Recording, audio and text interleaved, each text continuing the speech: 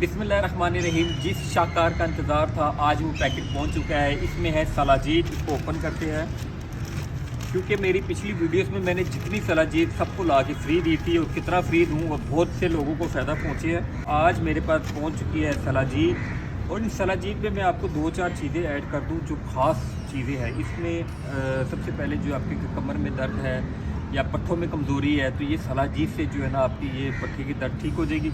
दूसरा जो उम्र के तकादे के हिसाब से जो दिमाग कमज़ोर हो जाता है उसके लिए ये है, क्योंकि आप जब इसको रिसर्च करेंगे तो डॉक्टरों की बहुत सी चीज़ें हैं।